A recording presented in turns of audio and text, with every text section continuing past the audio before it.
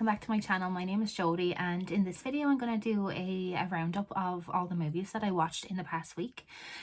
So as I'm recording this, it is Tuesday the 14th of January, and yeah, it's going to be all the movies that I basically watched from pretty much last Wednesday until today. So I've had like a really good week of movie watching. In my last video I had so many movies to talk about, and this one is the very same. I have so much just so much to talk about, and yeah, just so many good movies that I checked out that I'm really excited to talk about. So this week I did want to really make a like a big effort to kind of watch some titles that were in my collection that were kind of long neglected and kind of long overdue for a watch. I do have a habit of sometimes picking up things, and maybe you kind of just pick them up for one reason or another, and you kind of just forget about them, or maybe you're just not kind of in the mood for them straight away, so you kind of they just end up in the collection, and unfortunately they kind of just get like kind of forgotten about. It's a good complaint to have, that we can, you know, afford to kind of forget about some titles in our collection, but I'm definitely guilty of doing that. And so I wanted to kind of go through my collection and find some ones that that I really wanted to make a point to watch, and then kind of be able to kind of move them on if they were not titles that I wanted to keep. So I did do that. I picked out a few ones that were in my collection that I hadn't seen, and I was really pleasantly surprised. And there was a couple of titles that I'm so raging that I didn't kind of watch sooner, and ones that I really enjoyed as well. So I'm looking forward to kind of telling you about those ones. But yeah, I'm going to go through everything. I'm going to try and keep things kind of concise because I do have quite a few movies to talk about. But yeah, if you want to kind of follow me on Letterboxd, I do record everything that I watched on Letterboxd, and I like to give everything you know, a star rating on there as well. It just helps me kind of organize my thoughts about kind of the movies that I watched. So yeah, if you're on Letterboxd and if you want to give me a follow, my link is in I'm gonna put the link in the description below, and the link is also on my YouTube channel as well. So yeah, so please give me a follow over there. And yeah, without further ado, I'm going to show you everything that I watched in the past week. So to kind of start the week off, I actually I just had like a hankering to kind of rewatch this movie. It's a movie that I haven't seen in, I'd say, about 5 years, but I just absolutely love it. This is actually a bootleg copy. I do not have this film on like a proper release. I do think that it was released in the US, but I don't think there's like a region B copy that that exists. Now, if you know otherwise, please let me know. But yeah, that movie is Sarah T. Portrait of a Teenage Alcoholic. So this is I think it's a TV movie. It's basically in the style of those kind of after school specials that kind of aired in the US in the 70s, kind of just teaching kind of young people about I suppose what to avoid in terms of drugs and drink and all that kind of thing. And so this one is about it's about a young girl. I think she's 15 years old in the movie, and she's played by Linda Blair, who is of course from The Exorcist, who I just absolutely adore. So she basically plays a 15-year-old girl called Sarah Travis, who unfortunately she is an alcoholic. She basically uses kind of drink as a crutch to kind of get through the day. And so this is just such a beautiful kind of portrayal of basically just her kind of slowly coming to the realization of the fact that she is an alcoholic, and kind of all of the events that lead up to that kind of admission, and you know, kind of her kind of looking for help. It's really beautiful. It's so tragic. There's some moments in it that are so heartbreaking. And like Linda Blair is like, she's such a fantastic actress. I think she kind of after The Exorcist, I don't know, so many things kind of went downhill in terms of her career. She just, I don't know what happened. She kind of just ended up on this kind of thing about like just doing B movies and these kind of women in prison movies and everything like that. But she is such a fantastic actress, and yeah, she just really shines in this. She's so adorable, and you just root for her like so much throughout the film. So if you're into kind of like kind of family dramas, you know, very kind of emotional kind of storylines. I maybe you might really enjoy this one if you haven't seen it before. It's a fantastic film. I think it's from 1975. But yeah, it's a really good one for like a TV movie. It is just absolutely fantastic, and it does co-star Mark Hamill as well, if you're, you know, you're interested in his work. So yeah, the first one I watched, it was a rewatch, but I absolutely love this movie. It's Sarah T. Portrait of a Teenage Alcoholic.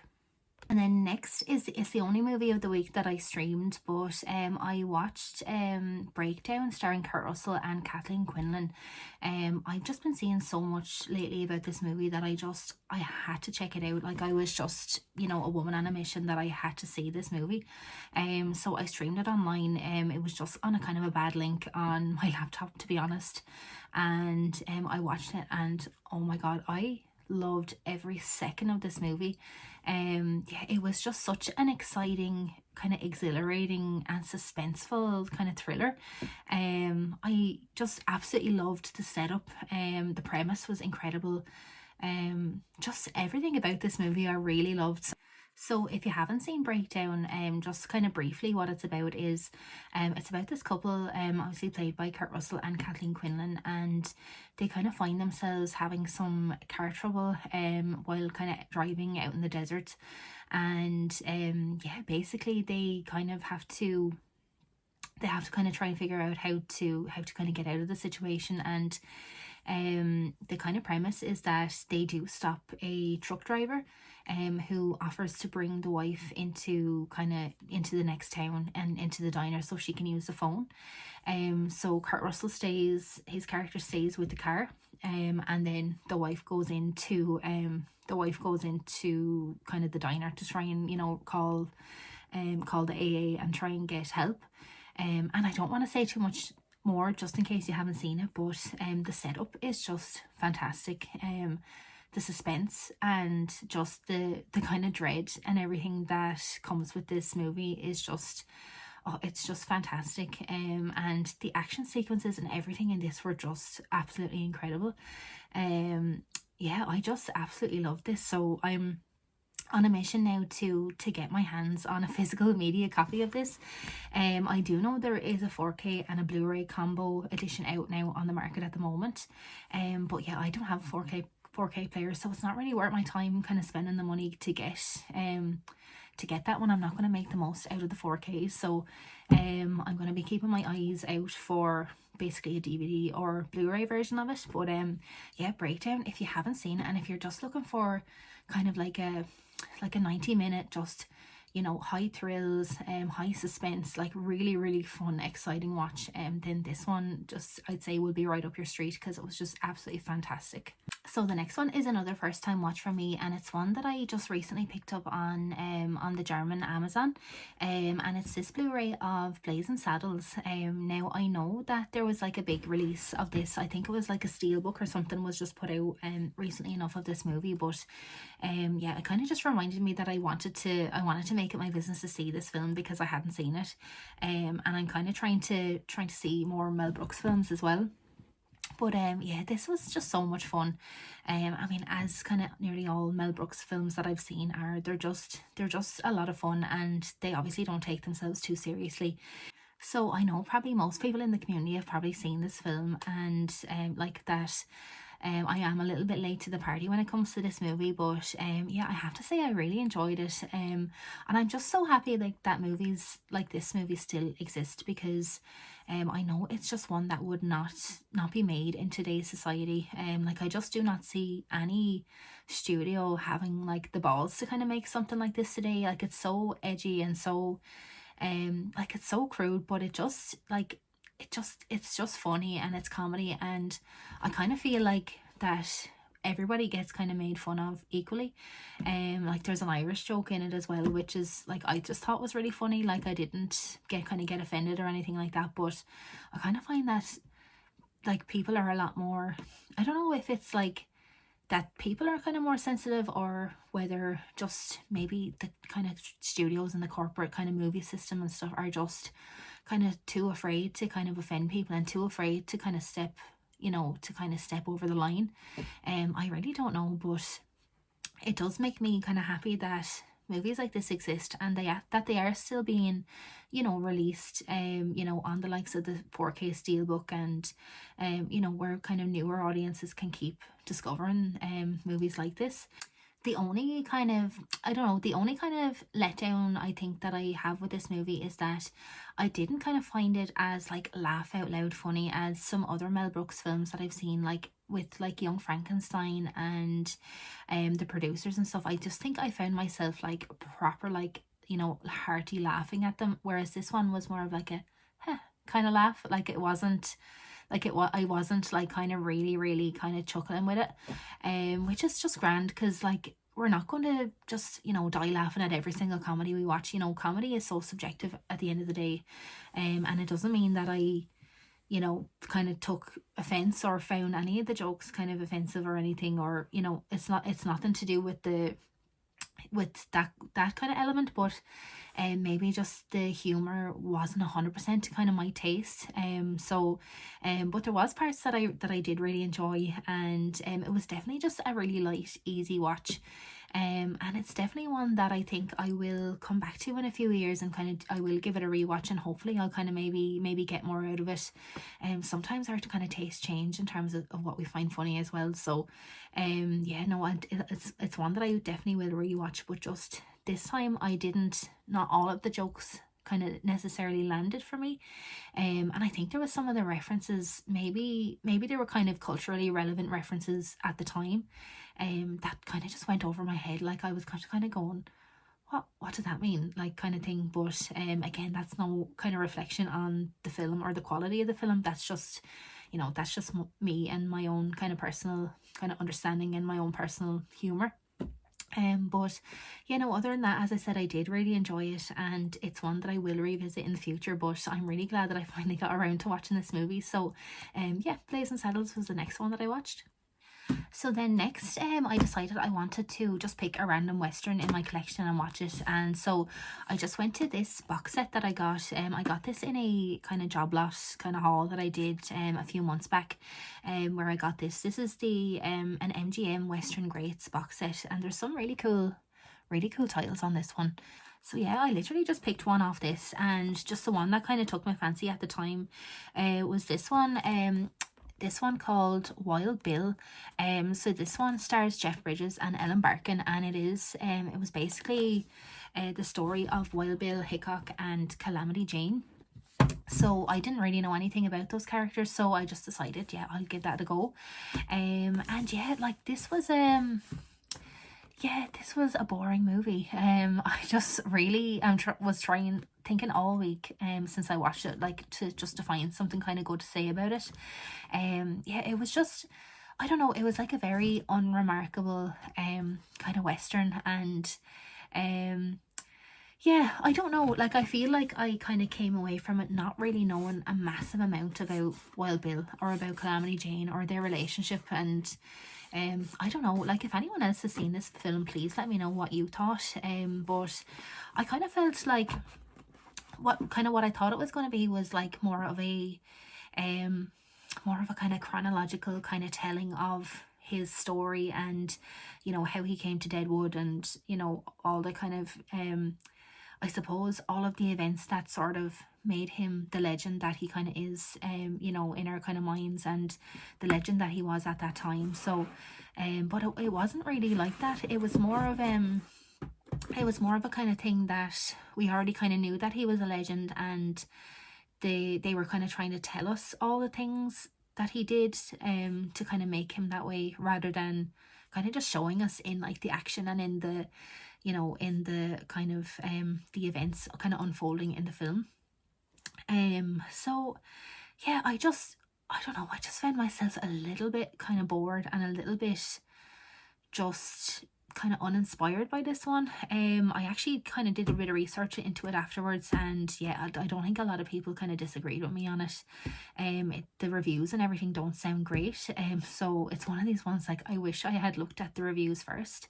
But you live and you learn, and you just it's good to just kind of sometimes go in blind to a film and just kind of watch it without having too much kind of prejudice in your mind, because sometimes if you know a film is going to be shit, you'll kind of go in with that mentality of, oh, this is shit.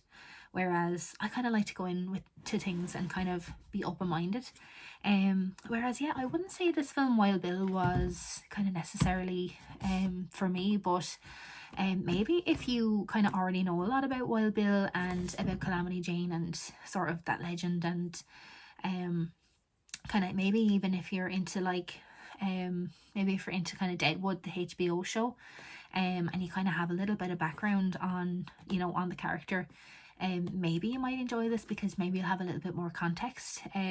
Whereas I just found it didn't really do anything for me, but look, that's fine. You know, you're not going to win them all. But yeah, there's some really more cool titles on this box set that I will be checking out now over the next while, and hopefully I'll have a little bit more look now with the rest of these movies. So then the next film that I watched this week is another one that I picked up in like a kind of job lot that I got, and it's a movie that I had never heard of previously, but it sounded really interesting. It's this one called Mercury Rising. I'll try and avoid the glare there with that one, but yeah, Mercury Rising. It stars Bruce Willis and Alec Baldwin, and this one was really good. I really enjoyed this one. It was just a very again, like a very easy watch, but it was like kind of very thrilling, suspenseful, kind of full of action, and just the actual concept of it was really interesting to me. So yeah, this one is basically about it's about how essentially the NSA they kind of have created this sort of new code, this new kind of language that's kind of only for kind of for secret government use. So it's called Mercury, and essentially like these two guys that work in the NSA, they kind of just as like an experiment decide to put this code in like a puzzle book that's like distributed, I don't know, like monthly or something, just to see can anyone kind of read it and can anyone solve it. And I think they kind of say that yeah, for like, you know, a good few years kind of no one has ever been able to kind of break the code. So they put a number on the puzzle book to say like if you break this code that you win like a subscription to the magazine. And yeah, no one rings the number until this little boy who is his name is Simon, and he's an autistic child. And then yeah, he reads this puzzle book and like immediately he's able to kind of read this code. And then he rings this number, so he gets through to the NSA, and yeah, essentially like these two kind of workers have to kind of notify the authorities that, you know, someone has cracked the secret government code, so that, you know, this code that they spent billions of dollars on is not, you know, is not very secure. And then basically this kind of little child and his family become they become kind of targets then basically by this agency.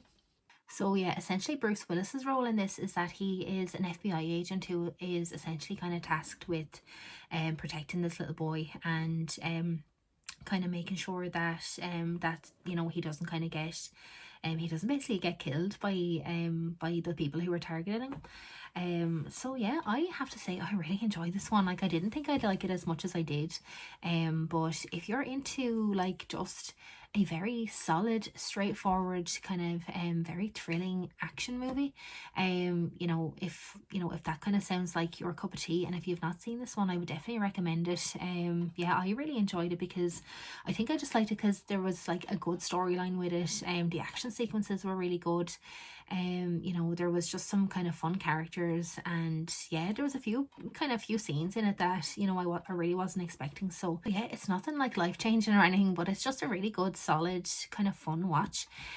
So yeah, if it sounds like it's something that's up your street, I would recommend it. It's a really good time, and yeah, I really enjoyed it. So I have to highly recommend this one, Mercury Rising. And so the next movie that I watched, now this is a Blu-ray that I have had in my collection for I'd say about 4 years, and I have just not had the patience to get around to it. I just, for some reason, there was just something putting me off watching this movie. I just had it feeling like in my heart that I just would not like this, and oh my god, I was so wrong. This was definitely my favorite watch of the week so far. It was just, I just enjoyed this so much. And the movie in question it's Ken Russell's The Lair of the White Worm. Yeah, I don't know why I initially bought this. I think I was just looking to maybe kind of start getting into Ken Russell films more. I had seen Altered States like a really really long time ago before I bought this Blu-ray, and I was like, I'm gonna get into more Ken Russell, and just for some reason there was something about this that would just, I don't know, it just wasn't, it wasn't appealing to me. But no, this Saturday I just decided I'm just gonna watch that film because it's been in my collection for ages, and if I don't like it, I can just I can donate it or sell it or something. But oh my god, I loved every second of this movie. Yeah, this was so much fun. I just have not been able to stop thinking about this film since I watched it. I like literally can't even tell you what it's about. So I'm just gonna like quickly read from the back. So Hugh Grant, Amanda Donoghue, and Catherine Oxenberg star in this mix of heart-stopping horror and campy humour. James Dampton, Hugh Grant, returns to his country castle in England. Legend has it that James's distant ancestor once slayed the local dragon, a monstrous white worm with a fondness for the sweet flesh of virgins. The young lord dismisses the legend as folklore until archaeology student Angus Flint explores James's property and unearths a massive reptilian skull and a pagan snake god's ancient site of worship. So it is exactly as bonkers as it sounds. So like I really did not know what to expect with this film, but literally from start to finish it is just bananas. There is like so many just so undeniably Ken Russell scenes in this film. So many, there's kind of elements of these kind of surrealist visions with sort of crude religious imagery, and there's just the campiness, there's the sort of like overt kind of sexuality. There is just so much that is so Ken Russell, but it just works fantastically in this film. I think this is my favourite of his films that I've actually seen so far, and I really like Ken Russell's work, but I think this has to be up there. Yeah, I'm recommending this so much, but like now I'm kind of worried that if someone else watches this and thinks like, what the fuck was she on when she recommended this movie?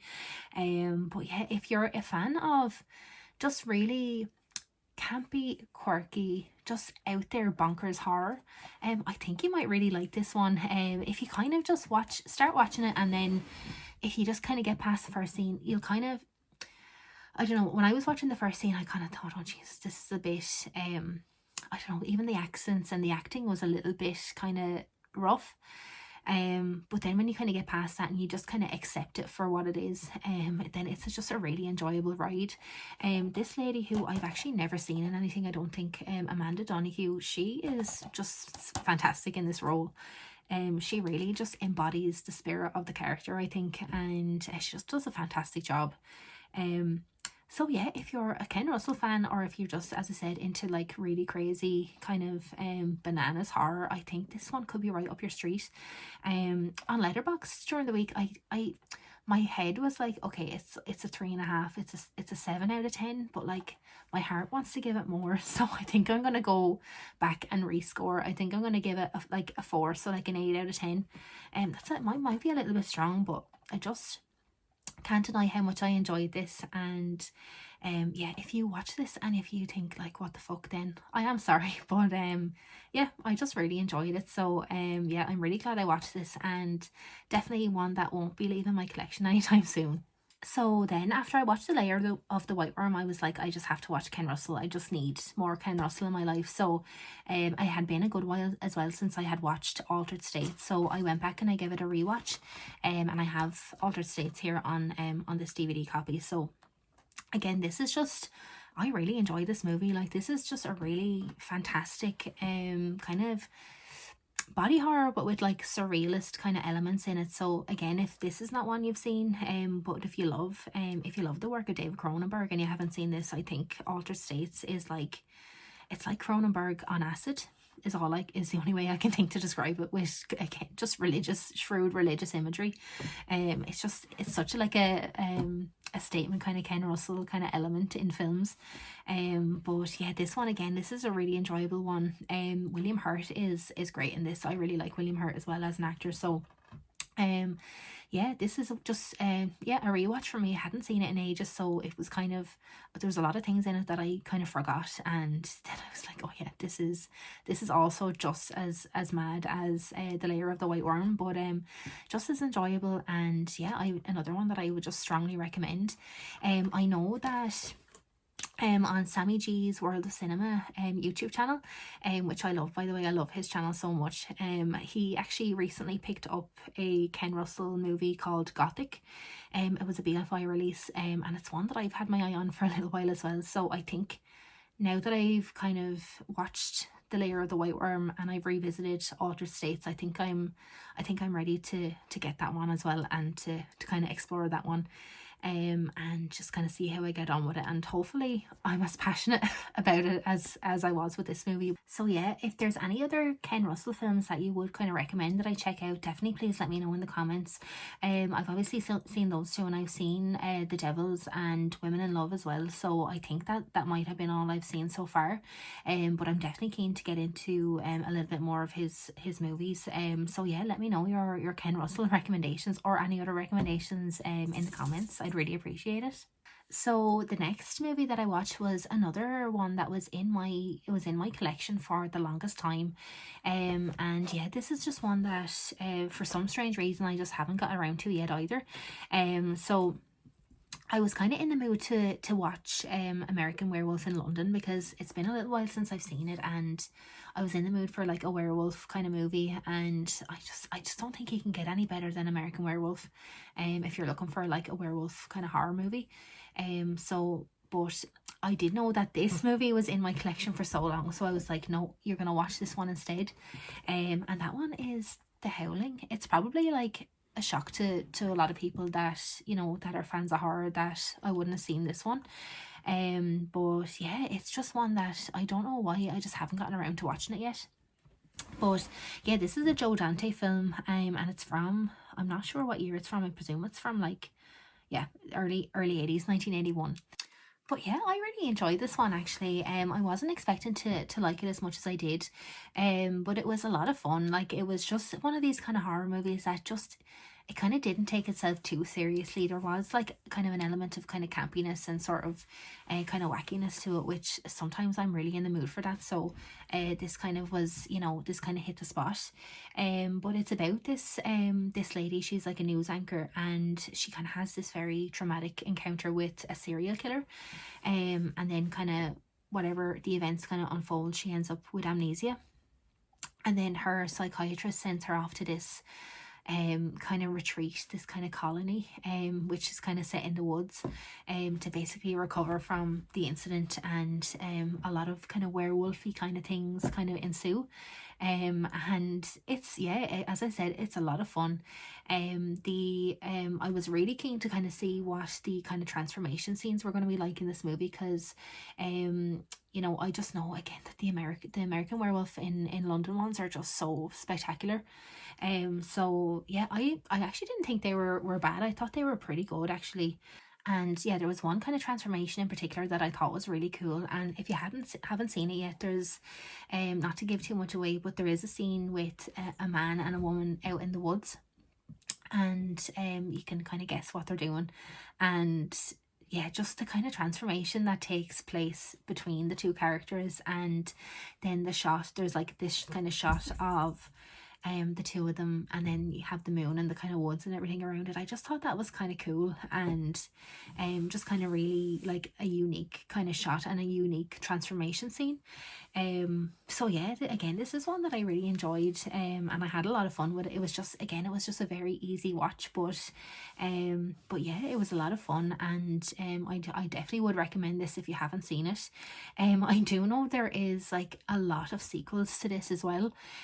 So I know there is The Howling 2, and then there's like just a load more that are all these kind of random, take place in all these random places. I know the third one takes place in Australia, and it's something to do with marsupials or something like that.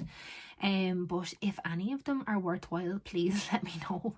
I might seek out to get the second one and give that one a go. But yeah, let me know if you would recommend it, or if there's any other movies in this franchise that you would recommend. The ratings don't look great for the sequels, but yeah, if you kind of even had fun with any of them, definitely leave me a comment and just let me know, and I'll definitely get around to checking it out at some point.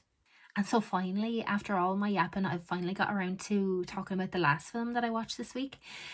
So I had kind of mentioned in my New Year's resolution, kind of my movie New Year's resolution video, that I wanted to kind of complete some directors that I really like and just kind of finish their filmographies. So yeah, I was having a look at a few kind of Sam Peckinpah movies that I haven't seen yet. So there was one that I had in my collection that I hadn't got around to watching yet, so I decided to finally give it a whack. And it is this one called The Killer Elite. And this is an action movie. I think this one is it's from 1975 as well. And it stars like two just absolute stellar actors, James Caan and Robert Duvall. So two of my favorite actors as well. And yeah, this was a really, really fantastic action movie. So it's kind of, the premise is that these two characters, they work for, it's a kind of agency called, I think it's called Comtech or Conteg or something like that. And it's basically like an offshoot of the CIA, and they kind of take on some kind of assignments that are even kind of too risky for the CIA to do, kind of more kind of covert kind of missions and stuff like that, because of just how kind of fantastic they are in terms of just kind of what great marksmen they are and that kind of thing. And the kind of story, I suppose it kind of starts when Robert Duvall's character basically turns on his partner, and they kind of set it up at the start that these two are best friends, and they do all their assignments together, and yeah, he basically turns on him, and he shoots him in the elbow and the knee, and kind of which results in like a really long drawn out kind of rehab for James Caan's character. And then that kind of sets off like a chain of events where James Caan is looking to kind of get revenge on his ex-partner. So yeah, I actually had a lot of fun with this. It was a really kind of gritty, kind of dirty, 70s kind of crime action thriller movie. Just like really right up my street. I really had a good time with it. Yeah, and there was actually some scenes in this that genuinely had me laughing out loud at just how funny they were. There was some really, really funny elements kind of blended into these kind of very, very kind of like kind of dark kind of action scenes, very, very gritty, real kind of action scenes. And then they just had these kind of really funny elements and really just sort of comic relief moments that just kept you kind of really in it. So yeah, I have to say I really enjoyed this. If kind of what I've said is kind of sounds like it's something that's up your street, then I would recommend it. Obviously if you love these two actors and if you're a Peckinpah fan. So yeah, he's always kind of very heavy with the action. His scenes and everything are always just very kind of raw and real, and just kind of warts and all kind of characters and kind of scenes and dialogue. I always just love his films just for that kind of realism that you get with them. So yeah, as I said, if you are a Peckinpah fan, I would highly recommend you checking this one out if you haven't seen it before. So yeah, that concludes everything that I watched this week. I did say last week that I was going to be a little bit more concise this week, but that just didn't happen because I just had like a really good week of kind of watching movies, and I just like this week I just kind of felt like I kind of had that reminder of why I love movies so much, and I kind of got very, very invested in some of these movies, and I just really enjoyed them a lot. So yeah, I'm looking forward to another week of watches, and I'm hoping to do the same again this week, where I kind of delve into my collection and kind of find some ones that maybe I kind of have forgotten about, and just get them out and kind of give them their due attention. And yeah, again, as I said, if there's something that's there, I'd rather know that I don't like it and get rid of it. But then best case scenario is it's something that I'm gonna love. So I'm gonna hopefully do that again this weekend or this week, and hopefully be back with another wrap up next week. But yeah, if you are still watching this video, thank you so much for tuning in, and I apologize again for the length of this video. I did not mean it to go on for so long, but I just get carried away when I'm talking about movies that I really like. So yeah, thank you so much for tuning in, as I said, and thank you so much for the support. And to anyone that's been commenting, and anyone that's subscribed recently, thank you so much.